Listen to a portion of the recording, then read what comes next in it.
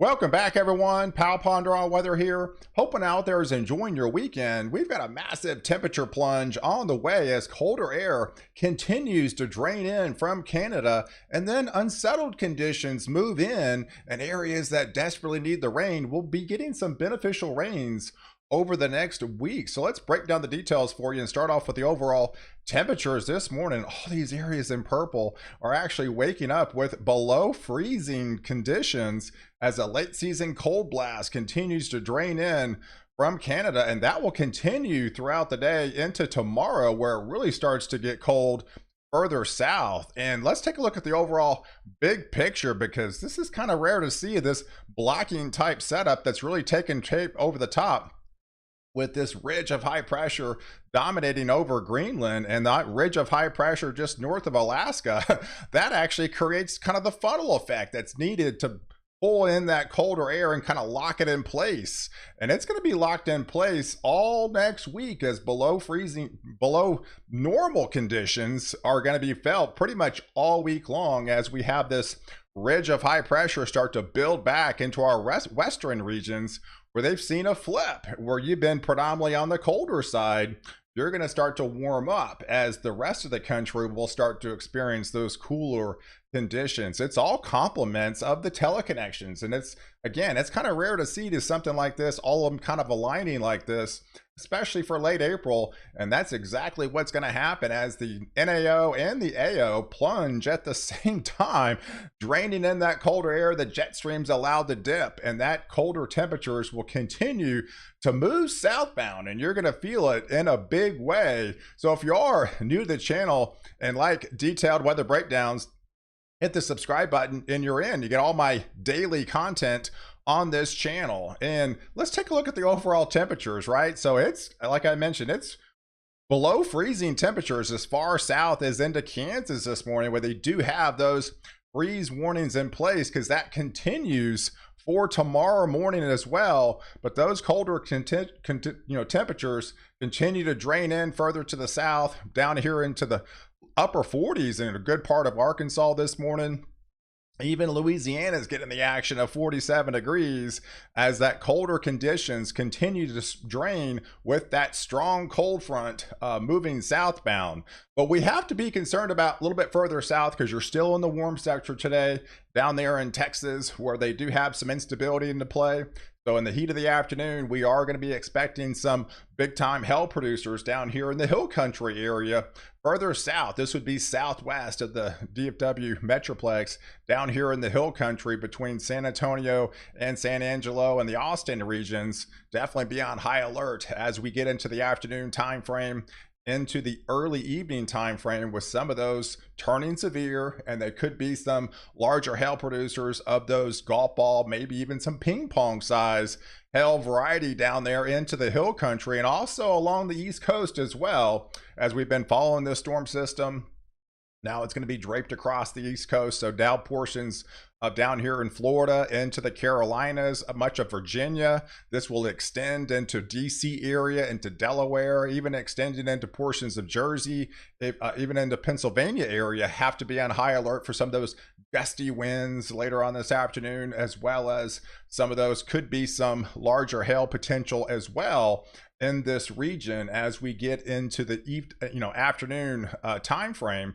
Here's the breakdown on the rain amounts for the next 24 hours. Like I mentioned, most of the country is fairly clear. It's on the clearer side. You just have some instability further south into Texas. So that's why they've got that large hail capped over there in that region. So we should see some rain showers from that activity.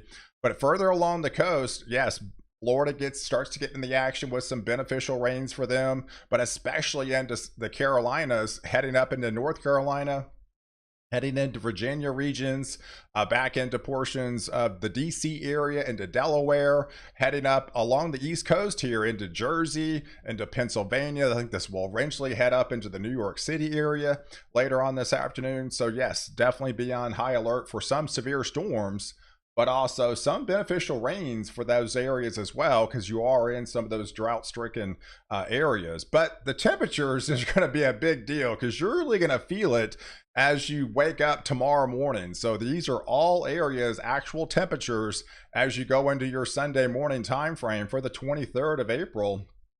Yeah, look at that. Widespread 20s for much of Minnesota, Nebraska, into Kansas. I mean, even Oklahoma starts getting to the action with the 30s showing up on the map. Missouri below freezing, so you're probably going to be under freeze warnings tonight.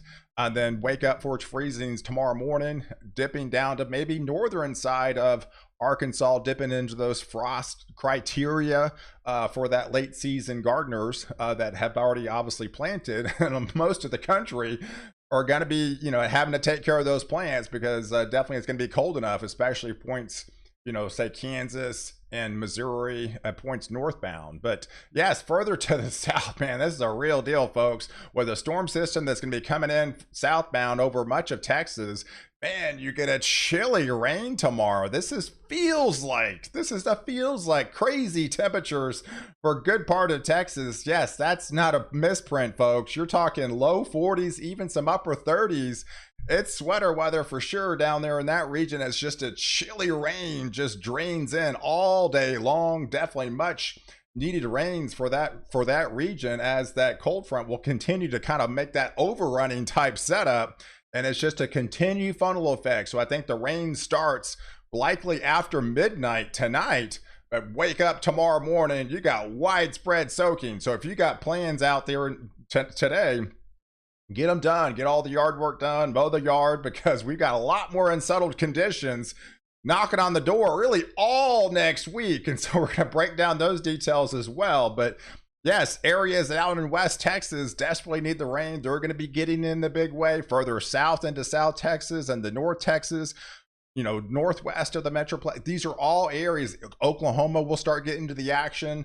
So these are definitely all areas that desperately need the rainfall, and they are going to get it in the big way. And as much as the cooler conditions as well. So this is the setup for Monday as far on the North American view, but that cold air continues to drain. Now it's going to be draining all the way down in the deep south, hitting the southeast coast with those cooler than normal conditions. So definitely you're going to feel it in a big way, and it just continues. So if we head into the map on Tuesday, we still got that dominating ridge locked over Greenland with that negative NAO.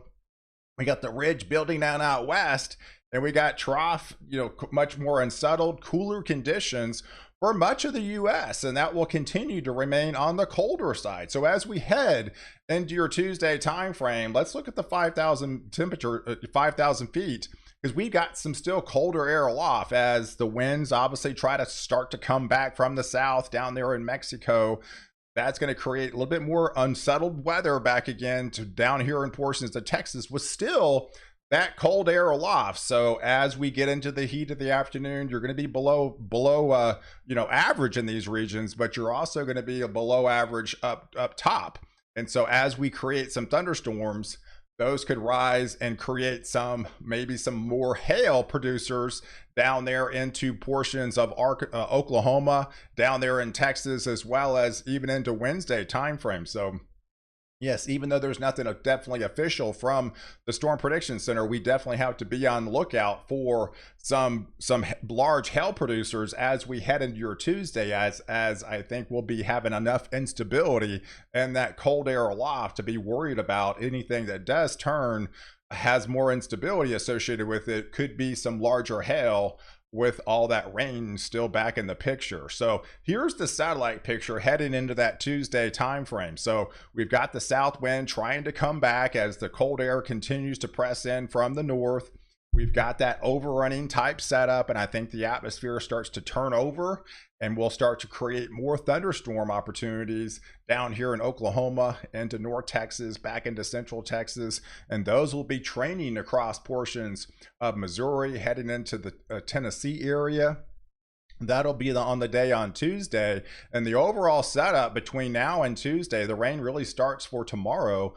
And then, of course, today along the East Coast, But yeah, this is the latest NAN model for the next 4 days through Tuesday.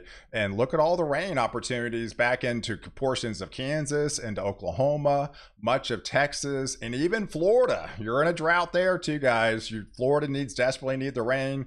And even along the East Coast, there's pockets of, droughts areas that desperately need the rain. So they're going to be getting it in a big way. And there's more to come to that, and also much cooler conditions. So this is the next 5 days, folks. So as that cold air continues to drain in from the north, you start to see, below normal conditions for a good part of the central and eastern 2/3, as that ridge will be locked over our western regions, and they start to turn on the warmer side, and that colder air continues even for the rest of April. This is from the April 26th through May 1st time frame. So again, your daily high temperatures continue to go up, right? So, but overall, we're going to be seeing below normal conditions continue really for the rest of April. So those cooler than normal conditions as spring tries to hang on, as much of the West Coast, again, continues to be on the warmer than average side. But this is the latest drought monitor. And like I mentioned, obviously much of the West Coast has made a major dent, but interior regions into Oregon desperately need some rain as well. But where it sticks out like a sore thumb is down here in the southern plains, as much as the central plains, where they are experiencing that just exceptional drought. And then of course Florida, there's a good part of Florida besides Fort Lauderdale, everybody else needs rain. So those areas into central Florida desperately need the rain. And again, there's pockets up here into Virginia, up here into the Delaware region, into portions of the DC area that desperately need the rain as well. I mean, look at Amarillo's got 1 inch of rainfall, 1 inch all year long, right? So they need the rain, folks. And this is the setup for the next 10 days. Here's the ensemble guidance.